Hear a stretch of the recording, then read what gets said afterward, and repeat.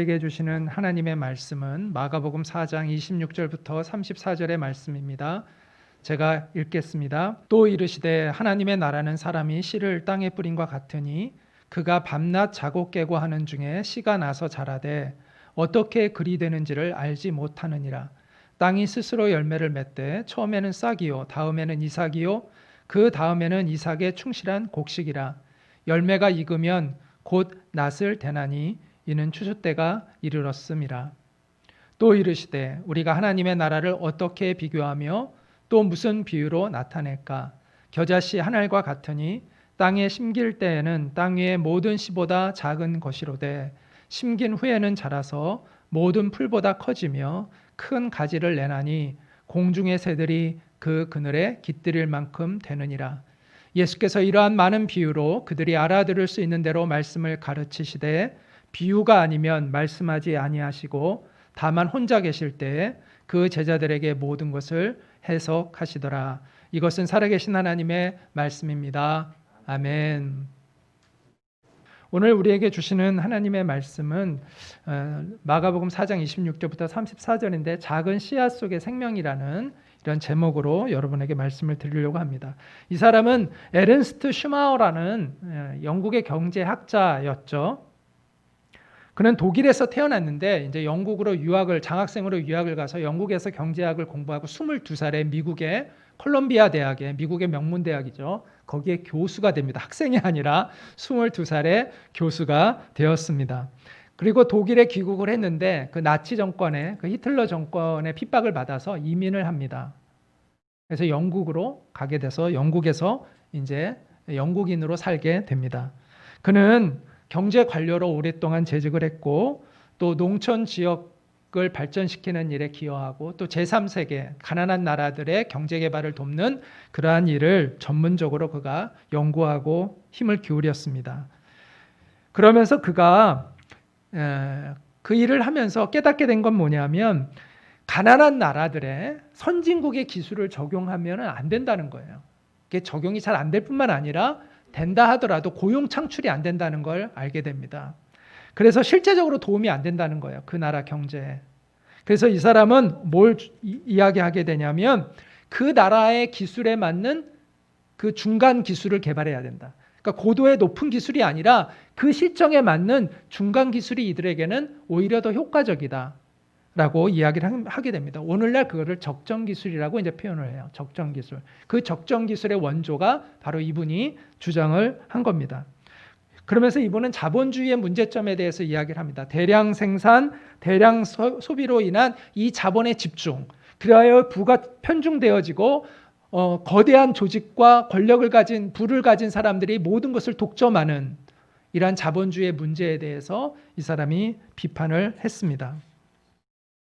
그러면서 그는 성장 지상주의의 경제 시스템이 아닌 인간 중심의 경제 시스템으로 바뀌어야 건강한 경제가 될 수 있다. 이렇게 이야기를 합니다. 점점 그런 이분의 생각이 정말 공감이 많이 되잖아요. 그래서 이분이 이제 1973년에 낸 책이 뭐냐면 작은 것이 아름답다라는 책입니다. 이 말 많이 들어보셨죠? 작은 것이 아름답다. 이 말이 이 책으로부터 많이 유행이 되기 시작한 겁니다. 그런데 오늘 본문은 작은 것이 아름답다라는 이 문장이 떠오릅니다. 하나님 나라의 비유잖아요. 근데 작은 씨앗에 관련된 비유를 하고 있습니다. 예수님은 하나님 나라를 작은 씨앗에 비유하셨고 그 작은 씨앗이 놀랍게 변화되는 그 이야기를 오늘 들려주고 계십니다. 자, 우리가 오늘 본문을 이제 본격적으로 살펴보기 전에 오늘 본문 뒤편에 보면 34절부터 33절과 34절에 이런 말씀이 있는데 이 내용을 먼저 보고 넘어가려고 합니다. 예수께서 이러한 많은 비유로 그들이 알아들을 수 있는 대로 말씀을 가르치시되 비유가 아니면 말씀하지 아니하시고 다만 혼자 계실 때 그 제자들에게 모든 것을 해석하시더라. 자, 예수님께서 비유로 말씀하신 이유를 알려줍니다. 그리고 예수님이 비유를 상당히 많이 얘기하셨다는 걸 알게 됩니다.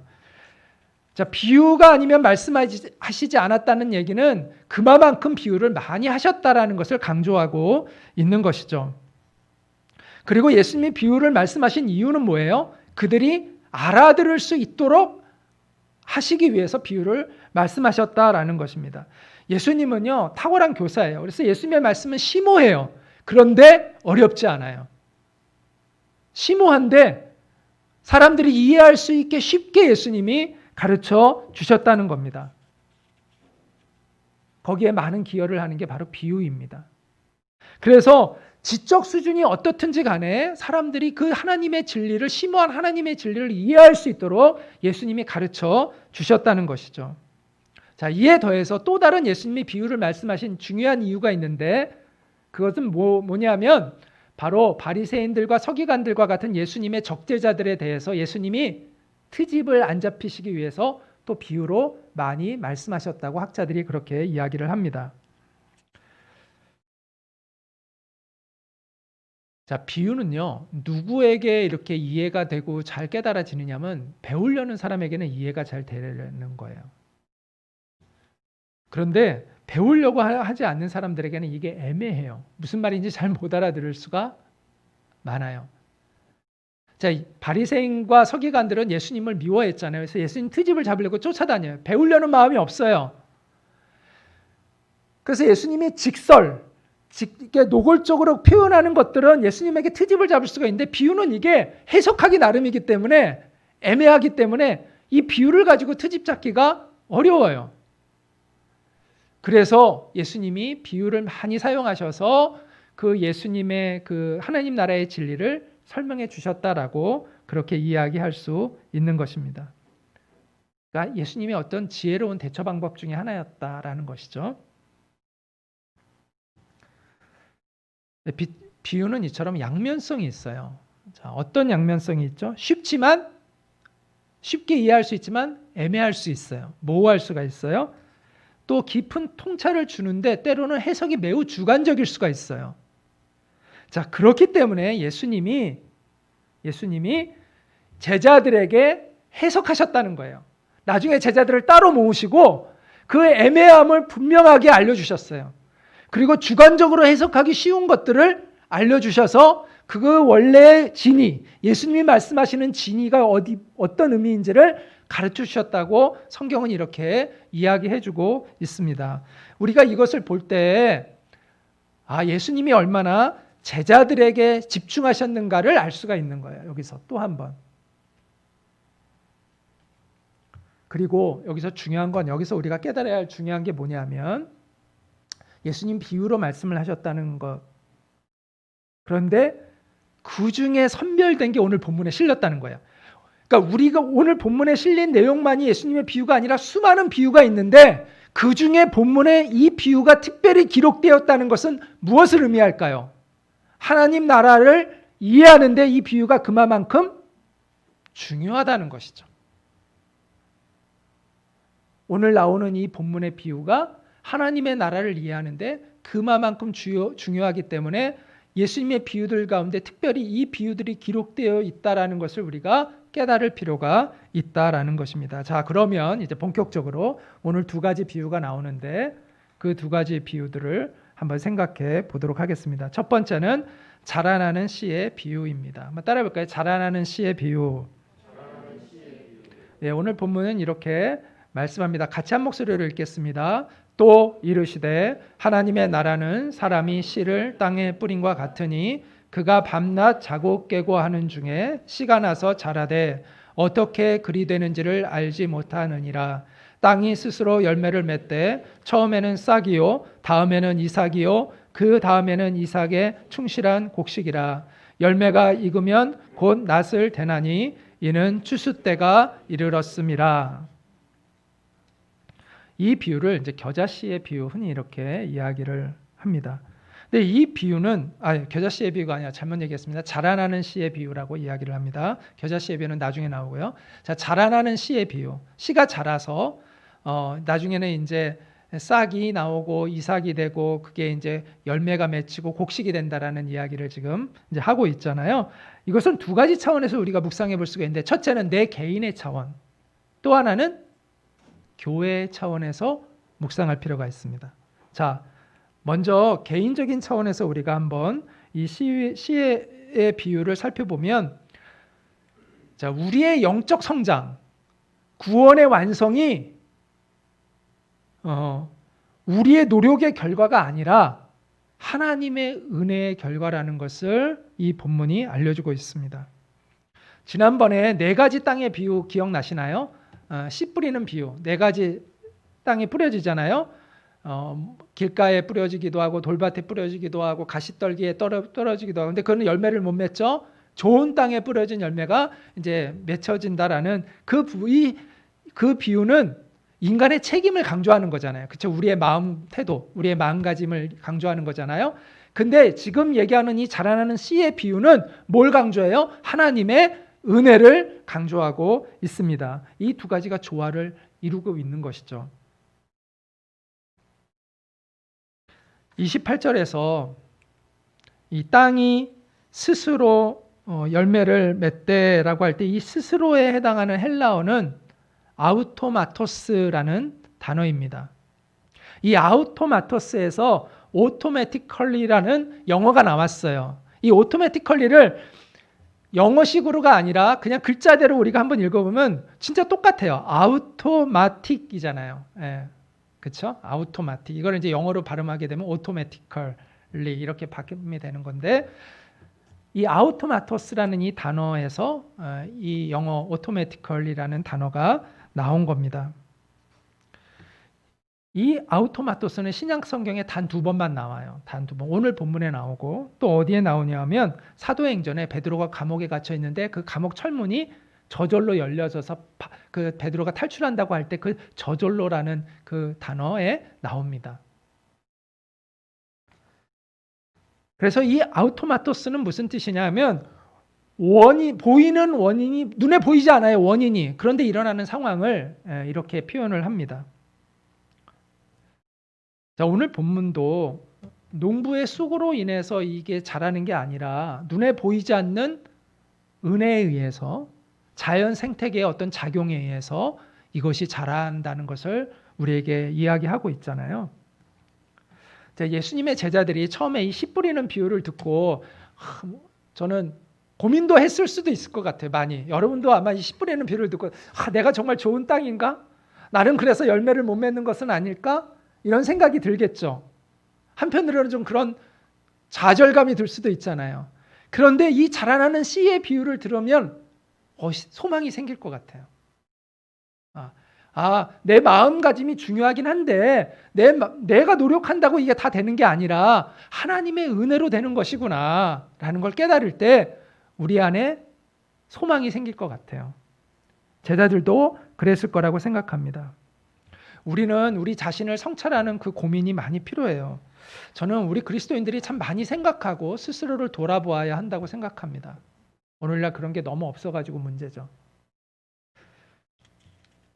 근데 우리가 우리 자신을 끊임없이 이렇게 되돌아보는 게 필요한데, 그럴 때마다 우리는 우리 연약함과 한계를 발견하게 됩니다. 그리고 우리 안에 있는 그 뿌리 깊은 죄성 때문에 우리가 참 좌절할 때가 있습니다. 그런데 감사한 것은 성령님이 그런 우리를 바라보게 하실 뿐만 아니라 우리의 눈을 들어 주님을 바라보게 도와주신다는 것입니다. 소망의 근거이신 주님을 바라보게 해주신다는 것이죠.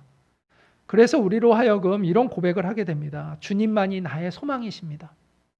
주님 나를 불쌍히 여겨주시고 나를 구원해 주세요 라고 우리가 기도하게 성령님이 도와주십니다. 그 기도 가운데 우리는 회복되는 걸 경험하게 됩니다.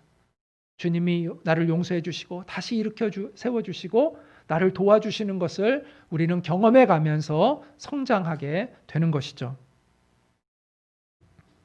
영적 거장이었던 사도 바울만큼 영성이 뛰어난 사람이 없죠.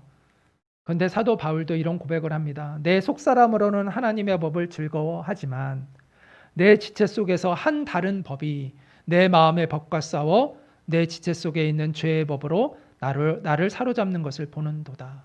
오라 나는 공고한 사람이로다. 이런 영적인 갈등과 고민을 얘기합니다. 그런데 그는 절망하지 않습니다. 그는 소망의 고백을 이어서 합니다. 뭐라고 하죠? 이 사망의 몸에서 누가 나를 건져내겠는가? 우리 주 예수 그리스도로 말미암아 주님이 그렇게 해주실 것이다 라고 고백합니다. 나는 하나님께 감사하리로다 이렇게 고백을 합니다. 저는 그런 점에서 좋은 밭의 마음을 가진 사람은 죄를 안 지면 좋죠, 물론. 근데 죄를 완전히 안 짓는 사람이 아니라 또 죄를 덜 짓는 사람이라기보다는 어떤 사람이 정말 마음밭이 이렇게 옥토와 같은 그러한 사람일까요? 유일한 소망이신 예수님을 갈망하며 바라보는 사람입니다. 그런 사람을 주님은 도우시기 때문입니다. 하나님이 그의 한계를 뛰어넘게 도와주세요. 성령님이 내 안에 오셔서 나를 도와주세요. 그 갈망함이 있을 때, 주님을 간절히 바랄 때, 내 연약함을 알고 나는 할 수 없습니다. 주님 나를 도와주세요라는 그 진실한 간절한 기도를 우리가 드릴 때 우리 안에 도우시는 성령님을 만나게 되고 우리의 연약함을 극복해 나가는 그 은혜들을 우리가 경험해 가면서 우리가 성장해 가는 것을 우리는 체험하게 됩니다. 바로 오늘 자라나는 씨의 비유가 그것을 우리에게 알려주고 있는 것이죠. 자, 지금까지 개인적 차원에서 생각해 봤어요. 그럼 교회적 차원에서는 어떤 의미일까? 자, 우리 앞에 있는 글씨를 같이 한번 읽겠습니다. 시작. 우리의 역할과 하나님의 역할을 구별할 수 있어야 한다. 이거를 교회적 차원에서 깨닫게 해준다고 생각합니다. 때로는 하나님 나라의 확장과 또 세계 선교에 대한 그 책임감 때문에 우리의 마음이 때로는 눌릴 때가 있어요. 특히 열매를 얻지 못하는 것 같을 때, 내가 열심히 했는데 열매가 별로 안 보여요. 그때 실망감에 빠질 때가 많습니다. 그런데 오늘 본문은 열매를 거두게 하시는 분이 누구라고요? 하나님이시라고 알려줍니다.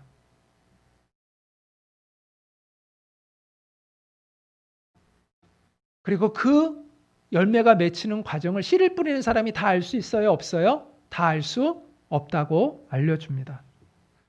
그래서 우리는 우리가 할 일을 하고 주님께 맡겨야 돼요.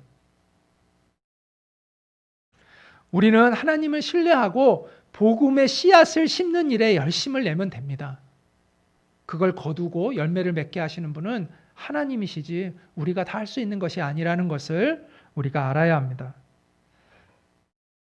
씨앗에서 싹이 트는데 얼마나 걸릴지, 그 싹이 이삭이 되고 열매를 맺을 때까지 얼마나 걸릴지 우리는 알 수가 없습니다. 어쩌면 우리는 씨앗만 심고 죽을 수도 있어요. 우리는 싹이 나는 것만 보고 이 세상을 떠날 수 있어요. 그렇지만 실망하거나 낙심할 이유가 없는 것은 그 씨를 뿌리게 하신 분이 하나님이시면 하나님께서 그 열매를 하나님께서 거두실 거라는 걸 우리가 믿기 때문입니다. 우리는 이 시대에, 저도 이 시대에 제가 하나님의 부흥을 보게 해달라고 기도합니다. 그리고 하나님 나라의 부흥을 위해서 또 할 수 있는 일들을 우리는 해야 합니다. 하지만 때때로 우리는 우리가 바라보는 그 큰 이상, 하나님이 우리에게 주신 그 큰 이상과 또 막상 우리의 현실에 부딪히는 그 갭 사이에서 또 우리는 때로는 많이 실망감을 느낄 때도 있습니다.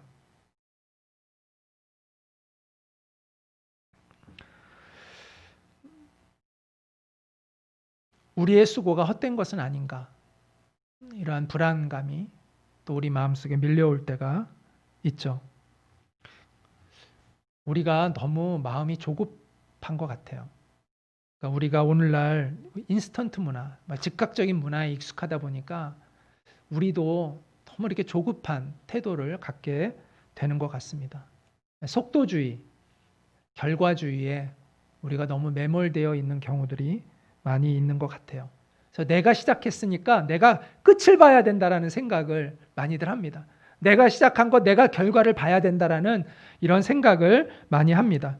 그리고 내가 통제할 수 없으면 되게 불안한 그런 생각들을 우리는 가지고 살아갑니다. 그런데 우리가 서두른다고 하나님이 서두르실까요? 우리가 서두른다고 하나님은 꿈쩍도 안 하세요. 하나님은 서두르지 않습니다. 하나님의 역사는 하나님의 시간표대로 움직이는 거지 우리의 시간표대로 움직이는 것이 아닙니다. 그래서 우리는 하나님의 시간을 기다려야 돼요. 우리의 시간표를 내려놓을 수 있어야 합니다. 그건 무슨 의미냐면 지금 내 눈에 보이는 어떤 결과를 가지고 하나님의 일을 판단하려고 하는 걸 내려놓아야 한다라는 거예요. 우리가 지금 하고 있는 일의 성과를 가지고 너무 막 안절부절할 이유가 없다는 겁니다. 중요한 건 이거는 확인해 봐야겠죠. 이게 정말 하나님이 내게 명하신 일이냐. 그리고 내가 해야 할 최선은 내가 다 했는가. 이것만 확실하면 되는 거예요. 그리고 뭐 해야 되죠? 따라해볼까요? 하나님을 신뢰하자. 네, 그리고 하나님을 신뢰해야 돼요. 그리고 기다리는 겁니다. 그러면 스트레스가 없어요. 쉼을 누릴 수가 있어요. 주님은 주님의 일을 우리에게 떠넘기시지 않아요. 너는 너의 일을 했으면 됐어. 이제 넌 쉬어.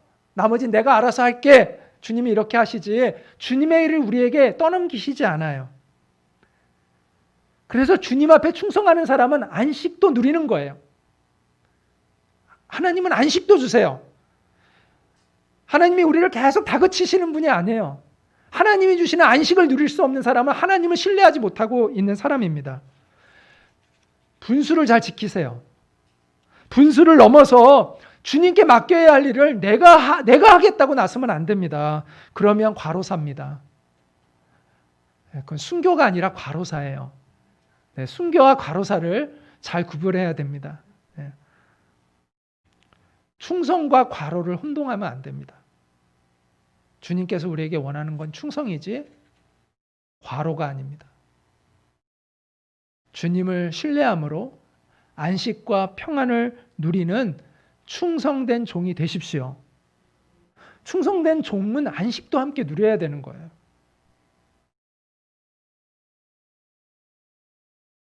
자, 자라나는 이 씨의 비유를 개인적 차원에서 묵상을 하든 또 교회적 차원에서 묵상을 하든 공통점이 한 가지 있는데 그건 뭐냐면 자, 교회적 차원에서 이 하나님의 일을 묵상한다는 것은 개인적 차원에서는 우리의 구원의 완성이 주님의 주권에 있다는 걸 아는 것이죠. 자, 교회적 차원에서는 어떤 거라고 했죠? 하나님의 부흥과 하나님의 선교가 내 노력으로 되는 게 아니라 하나님의 주권 아래 있다는 걸 또 알아야 하는 거라고 말씀을 드렸습니다. 여기에 공통점이 있어요. 주권자가 누구라는 거예요? 하나님이시라는 공통점이 있는 것입니다. 우리가 그것을 알아야 합니다. 하나님의 주권이에요. 하나님의 주권을 알아야 합니다. 내가 주도자가 아니라는 거예요. 우리 교회가 주도자가 아니라는 겁니다. 우리가 하나님의 일을 할 때 내가 주도자가 아니라 우리 교회가 주도자가 아니라는 사실을 알아야 합니다. 하나님이 주도자시라는 것을 우리가 깨달아야 합니다. 그래서 우리의 영적 성장과 이 구원의 완성이 우리 인격에 달려있는 것이 아닙니다. 하나님 나라의 확장이 우리의 능력에 달려있는 것이 아니라는 것을 알아야 합니다. 그러면 우리는 절망하게 될 거예요. 우리의 인격, 우리의 능력을 뛰어넘는 하나님의 주권에 달려있는 것입니다. 그렇기 때문에 안심할 수가 있는 거예요. 그럼 우리는 뭘 해야 되냐? 우리는 주님 앞에 정직한 마음으로 서는 겁니다. 그래서 하나님이 우리로 하여금 깨닫게 해주실 때 돌이켜 회개하면 되는 거예요. 그러면 주님이 나를 고치시고 주님이 나를 이끌어 가시고 주님이 나를 사용해 주시는 거예요.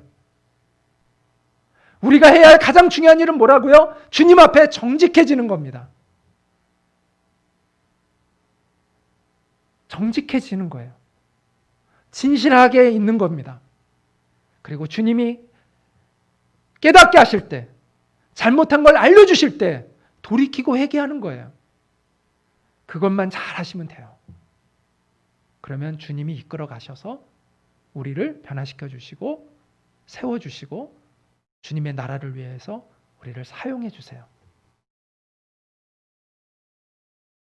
교회도 마찬가지죠.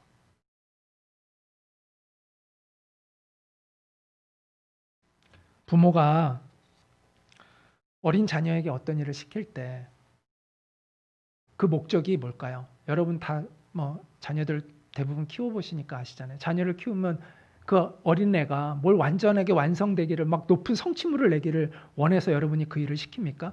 여러분이 청소시킬 때 막 청소를 정말 반짝반짝하고 막 완벽하게 하라고 해서 그 아이들에게 청소도 시키고 뭐 심부름 시키고 합니까? 아니잖아요. 근데 왜 그렇죠? 훈련시키려고 하는 거잖아요. 성장시키려고. 그리고 나머지는 여러분이 다 책임지려는 마음을 가지고 하잖아요. 뒤처리 다 해주시잖아요. 오히려 내가 하면 편한데 일부러 시키고, 그 다음에 얘가 좀 못 찬 거 내가 채워줘서 그걸 채워주려고 다 하면서 하시잖아요. 마찬가지예요. 하나님도 그래서 우리에게 그 일을 맡기시는 거예요. 우리가 무슨 엄청난 일을 할 걸 기대하고, 그게 아니라 우리를 성장시켜 주시기 위해서 나머지는 다 주님이 책임져 주시려고 마음 먹고 그 일을 하라고 하시는 거예요.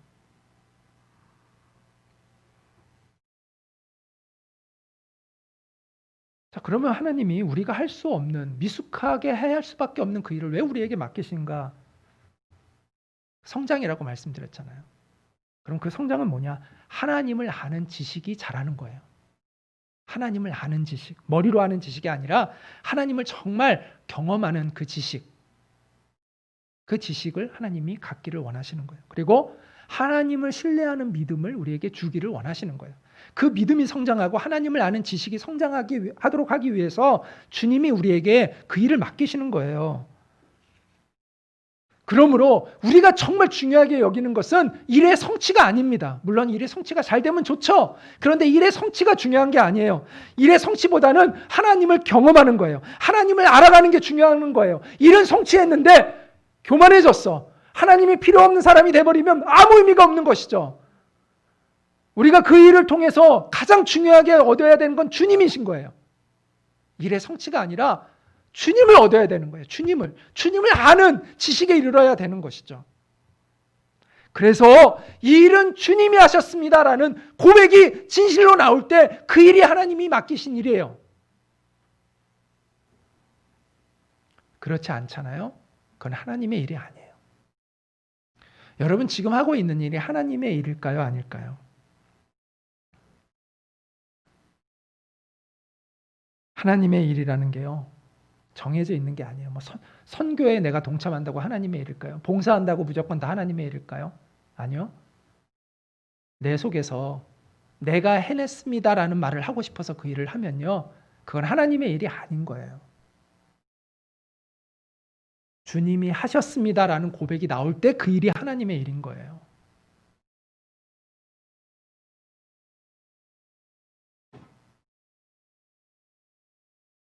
저는 일도 마찬가지라고 생각합니다. 비즈니스도 마찬가지라고 생각합니다. 내가 하는 비즈니스가 내가 해냈습니다 라는 고백이 나온다면 그건 하나님의 일이 아니었던 거예요. 주님이 하셨습니다 라는 고백이 나올 때 그게 하나님의 일이 되는 거예요. 하나님께 소명을 받은 일이 되는 거예요. 왜요? 하나님을 알아갔으니까요. 내가 비즈니스가 잘 돼서 자기가 교만해지잖아요. 그건 하나님과 아무런 상관이 없는 일이에요. 여러분이 그것으로 아무리 선한 일을 한다 하더라도 하나님을 아는 과정이 없다면 그것은 하나님의 일이 아니에요. 그게 여러분의 영혼과 무슨 상관이 있어요? 그게 무슨 하나님께 영광이 되겠어요? 그런데 그게 정말 하나님이 하셨습니다라는 고백이 나올 때 그게 하나님의 비즈니스가 될 수 있는 거예요. 그렇지 않으면 그건 하나님으로부터 오는 비즈니스가 아닌 거예요. 하나님의 소명을 이루는 비즈니스가 될 수 없는 것이죠. 여러분 가운데 정말 주님이 하셨습니다라는 고백이 있기를 바랍니다.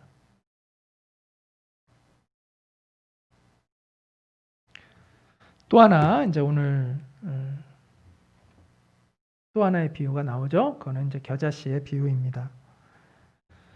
오늘 본문 30절부터 32절 말씀 겨자씨의 비유 같이 한번 읽어보도록 하겠습니다. 시작. 또 이르시되 우리가 하나님의 나라를 어떻게 비교하며 또 무슨 비유로 나타낼까? 겨자씨 한 알과 같으니 땅에 심길 때에는 땅 위의 모든 씨보다 작은 것이로되 심긴 후에는 자라서 모든 풀보다 커지며 큰 가지를 내나니 공중의 새들이 그 그늘에 깃들일 만큼 되느니라.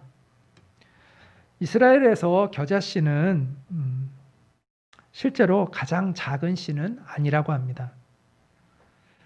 그런데 겨자씨가 이제 작은 씨를 상징하고 있었던 것 같아요.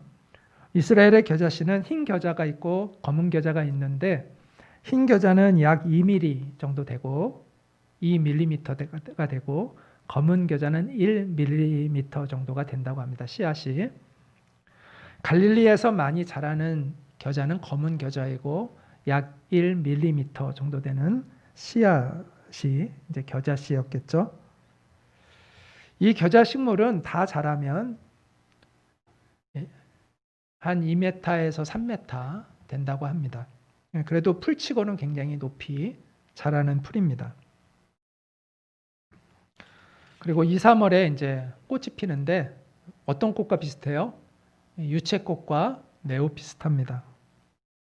이 어린 싹은 샐러드로 먹기도 하고, 그 다음에 이 겨자씨는 기름으로 이렇게 만들어집니다. 향신료를 만드는 데도 쓰인다고 합니다.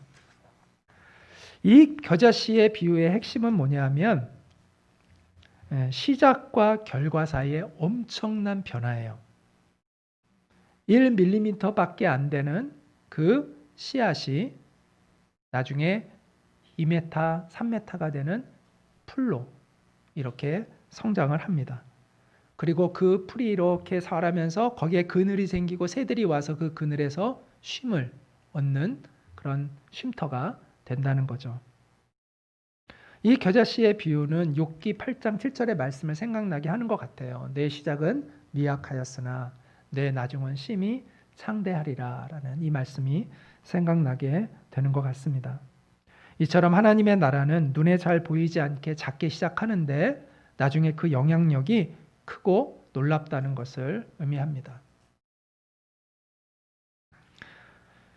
예수님께서 하나님 나라를 위해서 집중하신 것은 12명의 제자를 길러내는 거죠. 그들은 사회적으로 명망 있는 사람들이 아니에요. 다 시골에서 어부로 지내던 그런 사람들입니다. 촌사람들이에요. 그렇다고 많이 배운 것도 아니에요. 그냥 평범한 사람들이죠. 그런 사람을 통해서 세상에 놀라운 변화가 일어날 것을 세상이 기대했을까요? 기대하지 않았겠죠. 과연 그들은 기대했을까요? 그들도 기대하지 못했을 것입니다. 그런데 역사는 놀라운 결과를 보여줍니다. 그들로부터 시작되어진 그 복음은 세상을 바꿨습니다. 그것이 하나님 나라의 비밀이라는 것이죠. 이처럼 하나님의 나라는 작게 시작을 하는 경우가 많습니다. 그런데 그 안에 무엇이 있기 때문에 이런 변화가 일어날까요? 바로 생명이 있기 때문입니다. 하나님으로부터 오는 생명이 있기 때문에 놀라운 변화가 일어난다는 거예요. 앞에서 제가 무엇이 아름답다고 했죠? 작은 것이 아름답다라는 표현을 했는데, 저는 본문을 묵상하면 묵상할수록 오히려 이 표현이 더 맞는 것 같아요.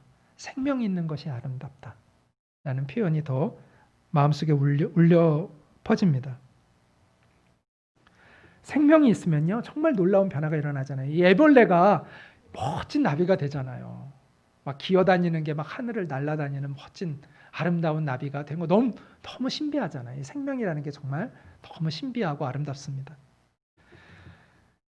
어린 그 귀여운 사자가 정말 그 숲을 지배하는 아주 그 늠름한 맹수가 되는 것도 신기하죠. 정말 이 겨자씨와 같은 작은 씨앗이 숲으로는 아무것도 아니에요. 막 수십 미터가 되는 그런 나무가 되기도 합니다. 이게 생명의 신비이죠. 이처럼 생명은 상상을 초월하는 신비의 비밀을, 변환의 신비를 가지고 있습니다. 하나님 나라의 복음도 마찬가지예요. 하나님 나라의 복음에는 하나님의 생명이 담겨 있기 때문에 놀라운 변화가 일어납니다. 놀라운 변환이 일어납니다. 작지만 그 안에 있는 그 충실한 생명력 때문에 놀랍게 성장하게 되는 것이죠. 그런데 이 변환의 특징은 뭐냐면 이웃에게 축복이 된다는 거예요. 겨자씨가 큰 풀이 되어서 그 가지를 만들어내면 그 가지에 새들이 와서 깃든다고 하잖아요. 그처럼 하나님의 열매는 우리의 주변에 축복이 됩니다. 사탄의 나라도 작은 것에서 시작할 수 있죠. 그런데 사탄의 나라의 영향력은 악한 영향력을 줍니다. 어둠의 영향력을 줍니다. 근데 하나님 나라의 영향력은 선하고 밝은 영향력을, 빛의 영향력을 줍니다. 사탄의 영향력은 사람들을 억압하고 착취하고 죽이죠. 하나님 나라의 영향력은 반대로 사람들을 보호하고 그들을 회복시키고 그들을 살리는 그러한 영향력을 줍니다. 결론적으로 겨자씨의 비유를 통해서 우리는 세 가지 하나님 나라의 원리를 깨닫게 되는데, 이거는 겨자씨의 비유뿐만 아니라 앞에 나온 그 자라나는 씨의 비유도 동일해요. 어떤 원리가 있냐면, 따라해볼까요? 은밀함의 원리, 성장의 원리, 축복의 원리. 이 세 가지입니다. 자, 눈에 보이지 않는 작은 씨앗에서 출발하잖아요. 그게 은밀함의 원리예요. 그런데 그게 성장해요. 그게 성장의 원리이죠. 자라나죠. 그리고 그것이 나중에 주변에 있는 사람들에게, 자라나는 씨에 비해서는 그게 곡식이 돼서 우리에게 양식이 되잖아요. 또 오늘 여기에 보면 숯불이 되어가지고 거기에 새들이 와서 깃들잖아요. 이처럼 축복을 준다는 거예요. 주위에. 이처럼 하나님 나라는 은밀함과 성장과 축복의 원리를 가지고 있어요. 이것은 역으로 무엇이 하나님 나라의 일이 아닌가를 알려주는 거예요. 자, 남들의 이목을 끌기 위하여 시작하는 일은 은밀함의 원리가 아니죠. 하나님 나라가 아닐 가능성이 높은 거예요. 또 이 하나님 나라의 일을 하는데 내가 성장함이 없어. 영적인 성장함이 없어요. 우리 교회가 그 일을 하는데 우리 안에 막 서로 다투고 싸우고 예수님의 성품이 아니라 서로 막 세상 사람들도 하지 않는 짓을 이 교회 안에서 하고 있어요. 그럼 그게 하나님의 일인가요? 아니라는 거예요.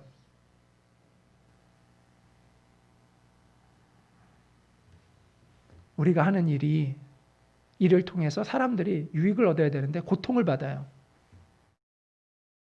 시험에 들어요. 그럼 그 일은 하나님의 일이 아닐 가능성이 대단히 높은 것이죠. 그래서 우리는 이 세 가지 원리를 통해서 내가 정말 하나님 나라의 일을 제대로 하고 있는 것인지를 점검할 필요가 있습니다.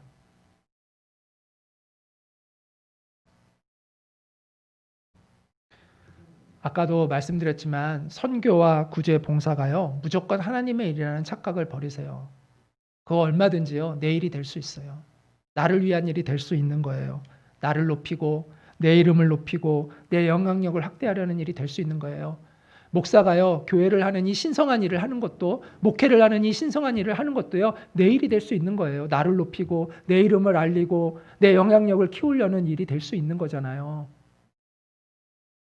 어떤 일이 거룩한 일이 따로 있는 게 아니라 내가 그 일을 어떤 마음가짐으로 어떤 동기로 하느냐에 따라 완전히 달라지는 거예요.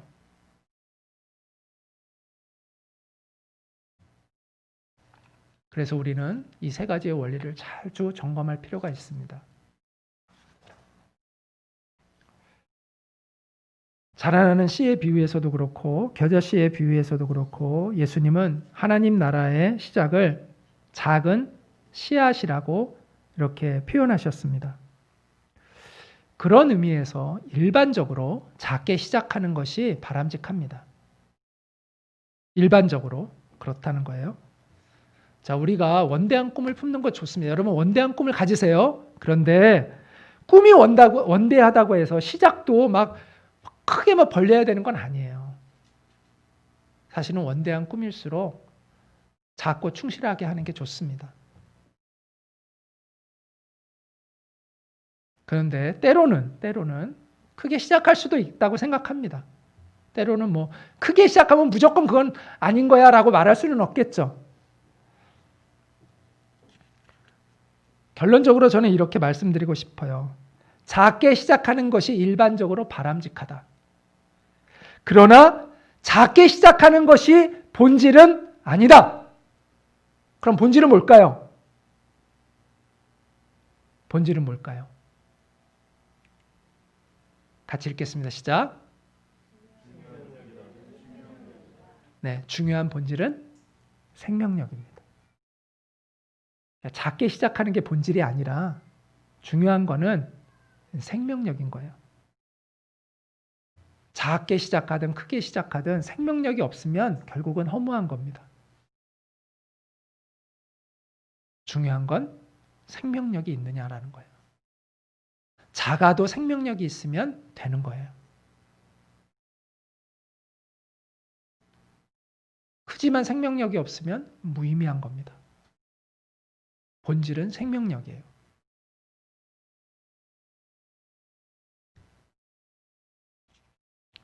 하나님의 생명이 있어야 하나님의 열매가 있는 거예요. 그렇죠? 그런데 하나님 나라의 풍성한 열매를 맺게 하는 그 생명은 뭐냐? 바로 예수 그리스도의 생명입니다. 우리 안에 예수의 생명이 있어야 돼요. 우리가 하는 일 안에 예수의 생명이 있어야 된다는 것이죠. 여러분, 예수님의 생명은요, 어떤 것과 같은 거냐면 예수님의 삶과 같은 거예요. 자, 우리는 생명과 삶이라는 단어가 다르죠. 그렇죠? 다르게 쓰잖아요. 그런데 본질이 같아요. 그래서 영어에서는 생명과 삶이라는 단어를 한 단어로 쓰죠. 뭐라고 쓰죠? 라이프라고 쓰잖아요. 이거는 생명이라고도 번역하기도 하고 삶이라고도 번역해요. 생명과 삶은 분리되어 있는 게 아니에요. 결합되어 있는 거예요. 그런데 헬라어가 똑같아요. 헬라어에서는 생명과 삶을 한 단어로 써요. 바로 조에라는 단어를 씁니다. 생명은 살아가는 걸 의미하는 거예요. 생명체는 살아가는 그의 삶으로 자신이 소유한 생명의 정체성을 드러내는 거예요. 여러분, 고양이 새끼와 호랑이 새끼가 어렸을 때 보면요, 비슷해요. 그런데 각자의 삶으로 자신 안에 있는 생명의 그 본질을 드러냅니다. 나중에 보면 완전히 다르죠. 생명이 다른 거예요. 삶으로 나중에 생명이 드러나요. 이 고양이였는지 호랑이였는지 처음에 헷갈릴 수 있지만 나중에는 확연하게 알 수밖에 없어요. 생명체는 자신 안에 있는 그 생명으로 자기의 생명의 정체성을 드러내는 거예요. 그리스도인이란 예수의 삶으로 그가 가진 예수의 생명의 정체성을 드러내는 사람들입니다.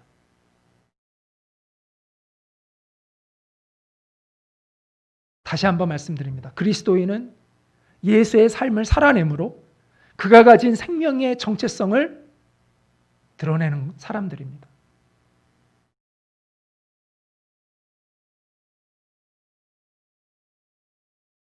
여러분이 정말 예수님의 사람이라면 이런 고백을 할 겁니다. 이제는 내가 사는 것이 아니요 오직 내 안에 그리스도께서 사시는 것이라.